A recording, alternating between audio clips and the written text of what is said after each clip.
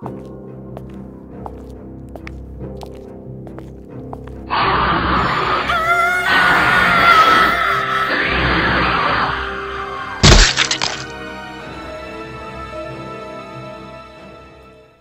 araw sa inyong lahat. Sa ating episode ngayon ay ipagpapatuloy natin ang kwento ni Jessica na kasalukuyang nasa Maynila na. Matapos makatakas sa kamuntikan niyang kamatayan sa probinsya, hindi na naging normal pa ang buhay ni Jessica. Noong una ay pinipilit niya na maging normal at masaya. Nariyang nakikipag-date siya sa kanyang nobyo, humanap ng bagong mga kaibigan, at kung ano-ano pang gawain na nagpapasaya sa kanya. Pero tila yata tinakasan na din siya ng saya dahil tanging lungkot at takot na lamang ang nararamdaman niya sa tuwing naaalala niya ang sinapit niya sa kamay ng pamilya ni Jane. Lingi din sa kaalaman ni Jessica na may nilagay si Jane sa pagkain kinain niya sa bahay ng mga ito. Laway ito ng pamilya nila na nagtataglay ng isang sumpa ng pagiging aswang. Nagsimulang magparamdam ang epekto nito isang gabi habang bilog na bilog ang buwan. Nagpapahinga si Jessica sa kwarto niya nang may maramdaman siyang kakaiba. Parang may bumabara sa lalamunan niya. Mama!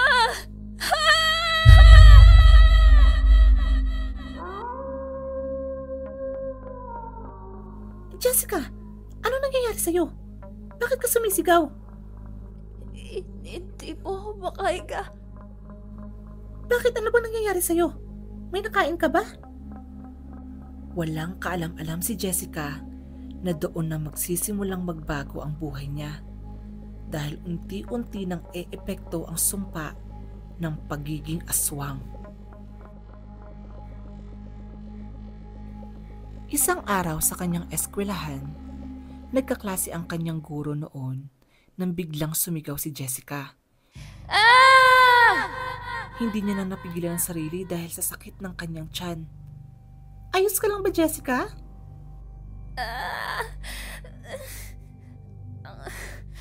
Ang sakit po ng tiyan ko. Ilang beses pa nangyari yun. Kaya naman, kapag alam niyang may nararamdaman na siya, ay agad na siya nagpapaalam para pumunta sa banyo upang doon na lang indain ang sakit at para na rin hindi niya maagaw ang atensyon ng buong klase. Isang araw, habang namimilipit siya sa sakit sa loob ng cubicle, ay may narinig siya nagsalita mula sa labas. Jessica? Jessica? Malapit na, Jessica. Handa ka na ba? Jane? Ikaw ba yan?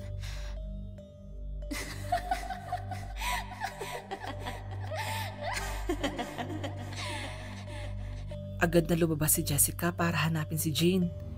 Pero ibang eksena ang bumungad sa kanya dahil nakita niya ang kanyang nobyo na nakikipagharutan sa isa sa kanyang mga kaibigan.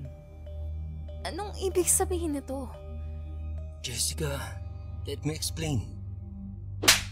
Manloloko! Makalipas pa ang ilang araw, tuluyan nang hindi nakapasok si Jessica sa eskwelahan. Tumitindi na kasi ang sakit na nararamdaman niya. Makikita na rin sa balat niya ang pagbabago ng kanyang anyo.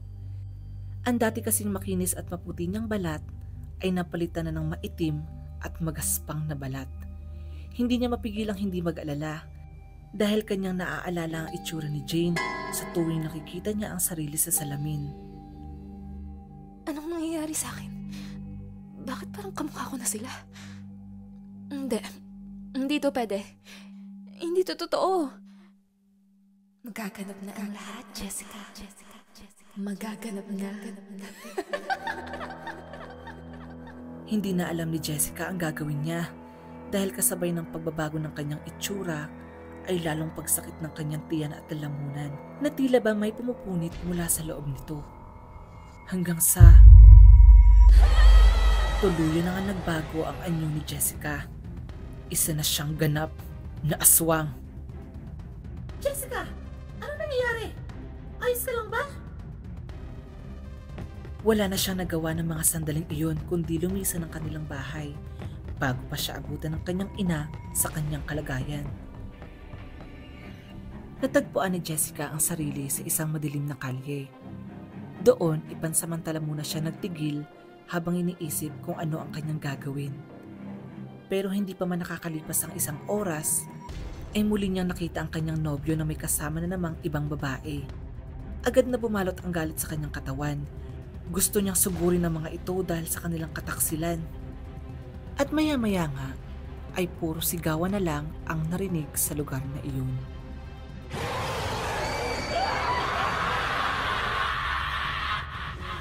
Nagising si Jessica sa isang tinig na tumatawag sa kanya. Boses ito ng kanyang ina. Jessica! Jessica!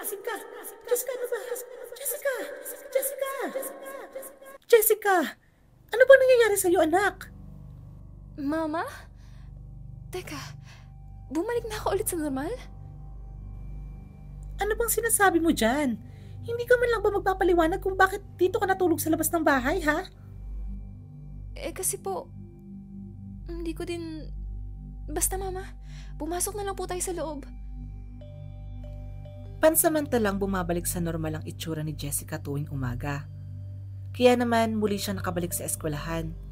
Ngunit kasabay nito ang pagkalat ng isang balita na may natagpuan daw na bangkay ng dalawang magkasintahan na parehong wala ng laman loob.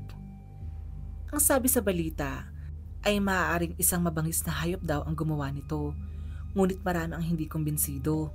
Dahil wala naman daw mababangis na hayop ang pwedeng gumala sa syudad, lalo na sa lungsod ng Maynila. Kaya naman nagkaroon ng samot-saring opinyon ang mga tao.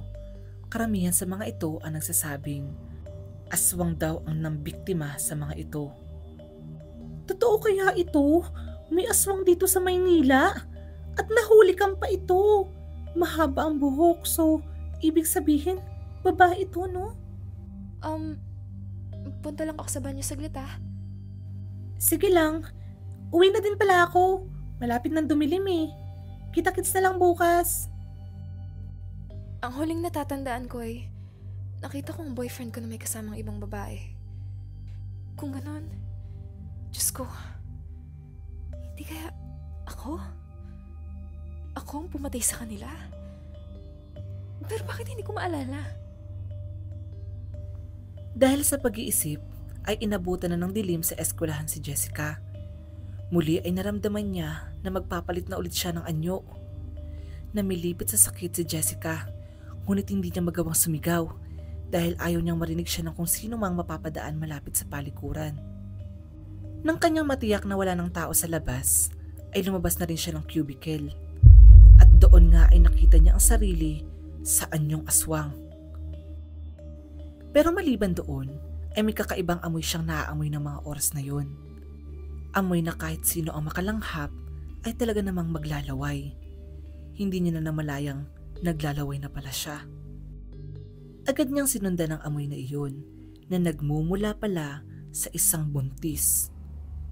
Pilit man niyang pinipigilan ang kanyang sarili, ngunit tila may kung anong puwersa na nagtutulak sa kanya para lapain ang babaeng buntis.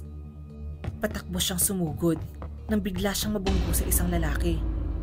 Nang humarap ito sa kanya, ay may bigla siyang naalala. Mag-iingat ka sa lugar na ito, lalong-lalo na sa pamilyang yun. Siya yung lalaki sa probinsya ni Jane. Ayos ka lang ba? Bakit ganyan ang itsura mo? Patakbong umalis si Jessica para umiwas sa lalaking kanyang nakita. Hindi niya gusto makita siya ng lalaking iyon sa ganung kalagayan.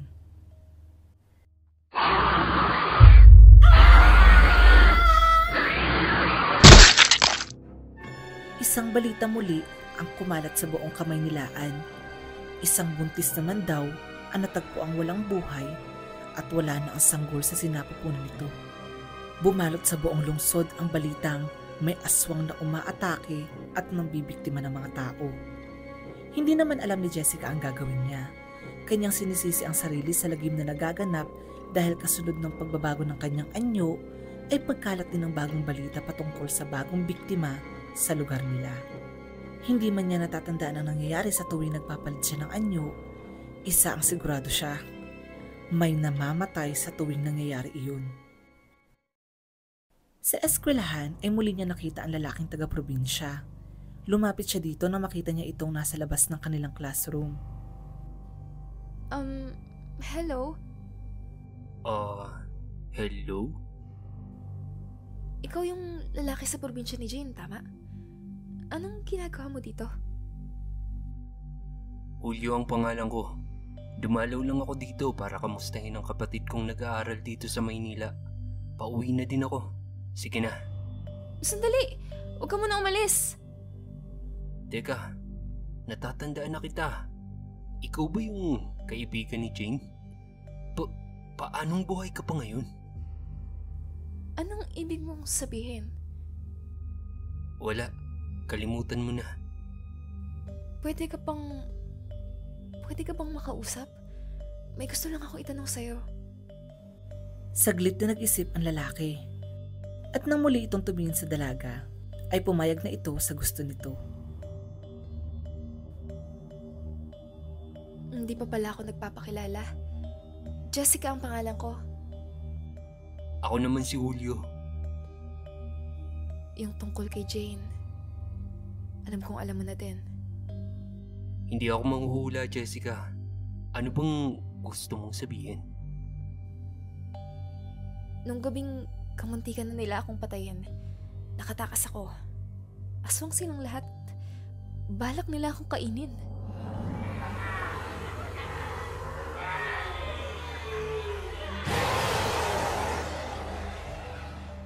Kung ganoon, totoo pala talaga ang kwento-kwento sa pamilyang yun.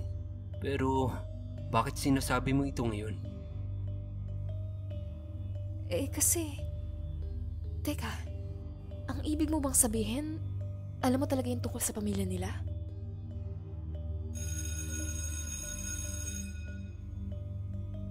Sige na, pasensya na sa abala. Gustong-gusto niyang sabihin sa lalaki ang sitwasyon niya. Ngunit nangingibabaw sa kanya ang takot na baka mauwi lamang sa hindi maganda ang lahat kapag may nakaalam ng sikreto niya. Sa tuwing sasapit ang dilim ay nagpapalit ng anyo si Jessica. Kapag nangyayari iyon ay umaalis na siya ng bahay dahil maging siya ay natatakot din na baka pati ang nanay niya ay maging isa sa kanyang mabibiktima. Hindi! Wag! Wag! Wag! Hanggang isang umaga, Mama! wala nang buhay ang kanyang ina nang masilayan niya ito sa kanilang sala. Hindi! Mama ko! Bakit? Paano ko nagawa to? Mama! Hindi ko po sinasadya. Wala lang nagawa si Jessica kundi maiyak ng sandaling iyon. Hindi niya matanggap na kanya ring napaslang ang kanyang sariling ina. Tao po. Tao po. Natigilan si Jessica nang kanyang makita si Julio, na noon ay nakapasok na pala sa loob ng bahay nila. Jessica? Anong ginagawa mo dito? Paano ka nakapasok? Bukas yung pinto ninyo. Kaya akala ko... Umalis ka na! Sandali. Huwag mong sabihin. Ikaw ang... Ano, sige. Ituloy mo. Hindi na nakapagpigil pa si Jessica at kanyang nasakal si Julio sa leeg nito. Nahihirapan man dahil sa sakal ng dalaga, ay pinilit pa rin ni Julio na magsalita para awatin ito. Hayaan mo ako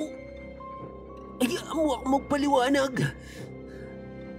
Bigla namang bumalik sa wisyo si Jessica, kaya kanya itong binitawan na.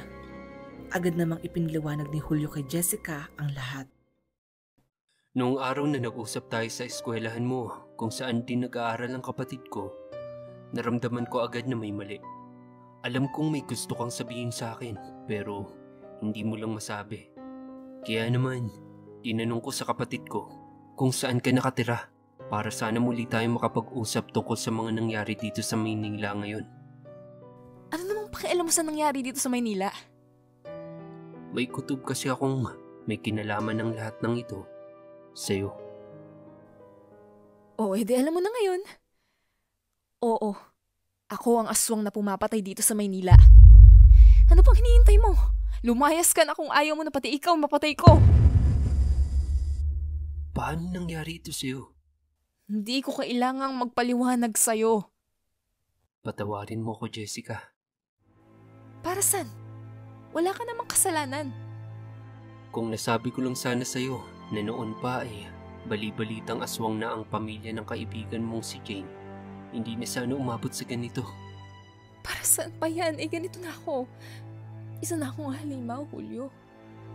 Kaya please lang umalis ka na bago pa ako magpalit ng anyo.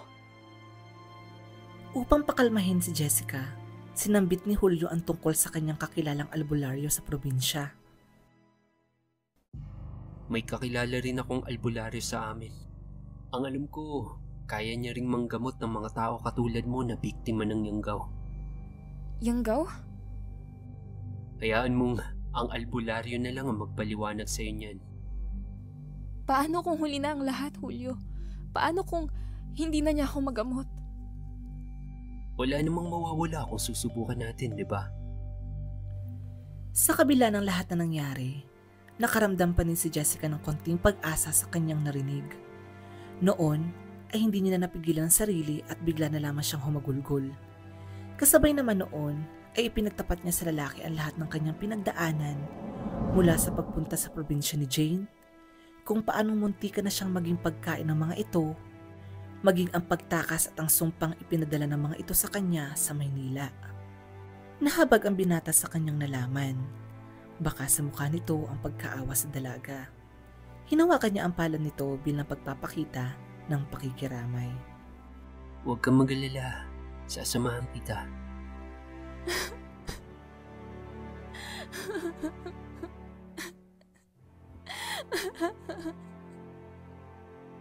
Wala nang inaksayang panahon ng dalawa at agad sila nagbiyahe pabalik sa probinsya kung saan nagsimula at naganap ang lahat. Kung saan din matatagpuan ang albularyong sinasabi ni Julio. Ayos ka lang ba? Kinikilabutan pa din ako sa tuwing naaalala ko ang nangyari sa akin sa lugar na ito. Huwag kang mag-alala. Hindi ka nag-iisa ngayon. Kasama mo na ako sa laban na to. At isa pa, wala na sa baryo na to ang pamilya ni na Jane. Bakit? Saan na sila pumunta? Walang nakakaalam. Basta nalaman na lamang namin isang araw na wala na sila sa bahay nila. Dinala ng binata si Jessica sa isang kubo na nakatayo sa isang liblib na lugar. Ito daw ang bahay ng nasabing albularyo na makakatulong sa dalaga. Nagulat pa si Jessica nang bigla nitong makita ang matandang babae na nakasilip mula sa bintana. Pinapasok silang dalawa ng matanda sa loob ng kubo. Doon sa loob ay natagpuan nila itong nakaupo. Malayo pa kayo'y amoy ko na ang masangsang na amoy ng babaeng kasama mo. Pasensya na po kayo. Hindi na po kasi ako nakaligo bago umalis ng bahay. Hindi amoy ng pawis ang tinutukoy ko, kundi amoy ng pagiging aswangbo. Paano niyo po nalaman? Hindi ba sinabi ko sa'yo? Magaling yung si Aling Claritang. Clarita, iho. Clarita lang. Pasensya na po. Ipiniliwanag ni Jessica ang lahat sa matanda, mula sa pagpapalit ng anyo hanggang sa kanyang pambibiktima sa mga tao sa Maynila. Ngunit, ang hindi ko lamang po maintindihan ay, bakit wala po ako naaalala kapag nangyayari ang lahat ng yun? Dahil hindi naman talaga ikaw ang pumapas lang sa mga tao.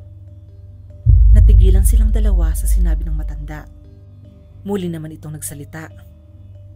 Hindi ko kayang tukuyin ang ngalan ng totoong nambibiktima. Ngunit malapit ang taong ito sa'yo. May malaki siyang galit sa'yo, kaya niya ginagawa ang lahat ng ito. Wala nang ibang naisip si Jessica ng mga oras na yun. Dahil bukod sa kanyang ina at mga kaibigan na parehong wala na, ay isa lamang na iisip niyang gagawa nito. Si Jane, ang dati niyang matalik na kaibigan. Kung ganon, bakit ang papapalit ng anyo ko lamang ang aking natatandaan kung nandun din ako sa lugar ng krimen? Dahil may inkantasyon na bumabalot sa'yo na nagiging dahilan kung bakit wala kang maaalala sa tuwing ikay magigising. Ipinagpatuloy pa ng albularyo ang kwento tungkol sa sumpa ng pagiging aswang na tinatawag daw na yanggaw. Ito ay nangyayari kapag ang isang normal na tao ay napasahan ng pagiging aswang sa pamamagitan ng laway ng mga ito na kadalasang natatagpuan sa pagkain binibigay nila sa kanilang gustong biktimahin. Sa oras na kainin ng biktima ang nasabing pagkain, ay magkakaroon ito ng binhi sa loob ng kanyang katawan na magiging dahilan ng kanyang pagpapalit ng anyo bilang isang aswang.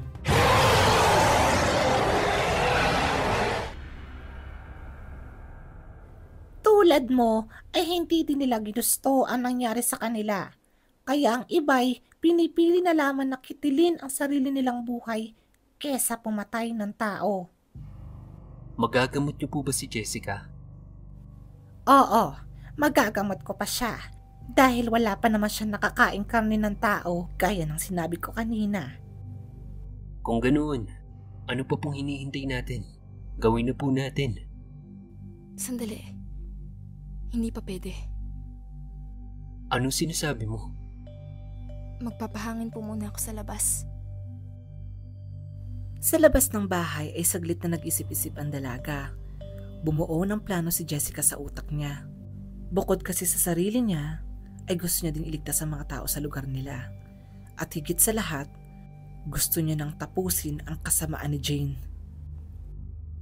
Ano pong iniisip niyo, ate? Sino ka? Anong ginagawa mo dito? Narinig ko po yung pinag-uusapan niyo kanina ni na Aling Clarita. Naalala ko sa inyo ang ate Julina ko. Bakit? Nasaan na ba ang ate mo? Wala na po siya. At ako ang naging dahilan nun.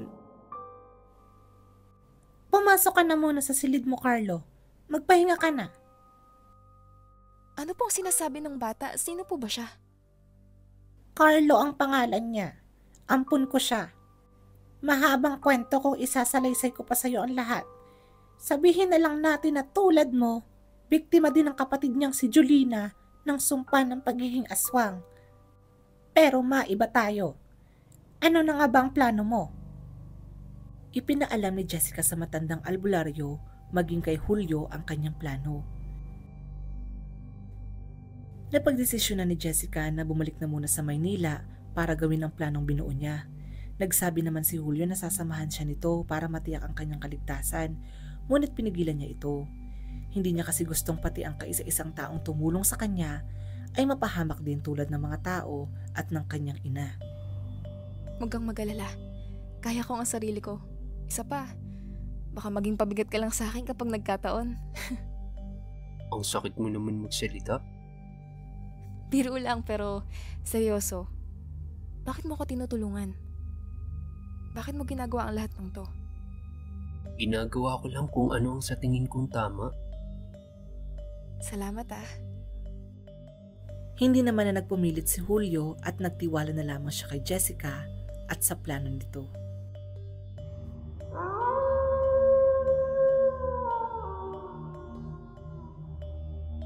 Sa mga panahong binabalot si Jessica ng pagiging aswang, ay nadadagdagan din ang kanyang kakayahan.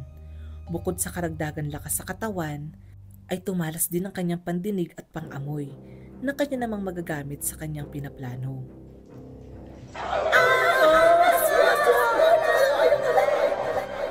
Nang makarinig siya ng sigawan, agad niyang sinundan ang lugar na pinagmumulan nito.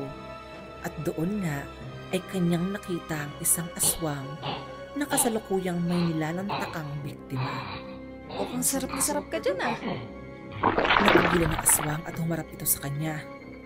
Doon nga ay nakumpirma niya na si Jane nga ang aswang na nambibiktima sa Maynila at hindi siya. Jessica, ikaw pala yan aking kaibigan. Kamusta ka na? Halika, pagsaluhan natin tong kaklase mo. Wala ka pa rin talagang pinagbago, Jane. Napakasama pa din ang ugali mo. Hindi ka pa nakontento. Pati ang mga tao dito dinamay mo. At higit sa lahat, ang mama ko. Tatapusin ko na ngayon ang kasamaan mo. Wala nang inaksayang panahon pa ang dalawang aswang at naglaban na ang mga ito. Kalmot, sipag, at sabunutan ang kanilang ginawa sa isa't isa. Hindi sila tumigil hanggat hindi napapabagsak ang isa sa kanila. Hanggang sa buong lakas na muling inatake ni Jane si Jessica. At sa pagkakataong ito ay kanya na itong napatumba. Tuluyan na sana niyang papaslangin ito nang bigla siyang sigawan ni Julio, na noon ay may dalang asin at pangontra na agad namang sinaboy sa kanya. Jane! Hindi! Ah! Isang malakas na sigaw ang pinakawalan ni Jane hanggang sa tuluyan na siyang binawian ng buhay. Agad namang nilapitan ni Julio si Jessica para tulungan ito. Punong-puno ng galos at sugat ang dalaga nang kanya itong makita. Kanya itong kinandong sa kanyang braso. Utal-utal naman nagsalita ang dalaga. Salamat sa lahat, Julio. Babaunin ko sa aking alaala ang lahat ng ginawa mo para sa akin. Huwag kang magsalita ng ganyan. Masaya ko na dahil mawawala ako. Alam kong nagawa ko ang tama.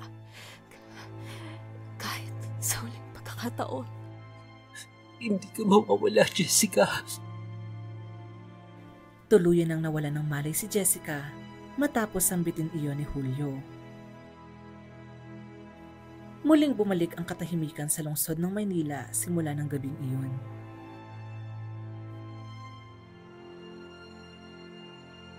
Nagtagumpay tayo. Nabawi na natin ang sumpang bumabalot sa'yo. Babalik na ulit sa normal ang buhay mo, Jessica. Sana nga po, Aling Clarita. Salamat po.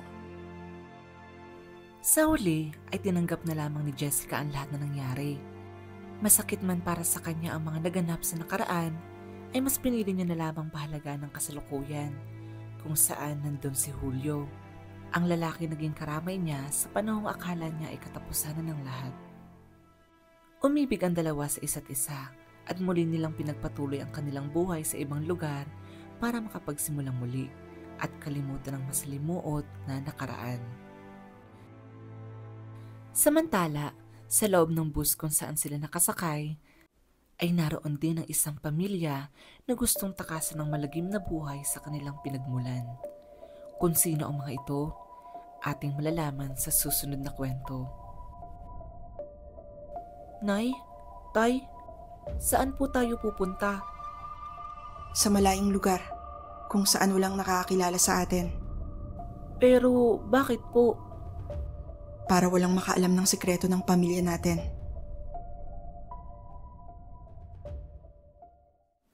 Sinira man ng isang sumpa ang buhay ni Jessica, ngunit sa huli ay hinilom naman ito ng isang pag-ibig sa hindi inaasahang pagkakataon. Pinapakita lamang sa kwento natin ngayon na walang magandang maidudulot ang paghihiganti dahil tayo lang din ang mapapahamak sa huli kapag nagpakain tayo sa ating galit. Naniniwala din ako na lahat ng tao ay pwedeng magbago, na hindi lahat ng dating masama ay patuloy ng magiging masama dahil ang panahon mismo ang magbibigay sa atin ng leksyon para gawin ng tama at mas karapat-dapat para sa atin. Maraming salamat sa panonood. Sana ay nagustuhan nyo ang kwentong aking ibinahagi sa inyo ngayon. Tayo ay magkita-kita ulit sa susunod na kwento.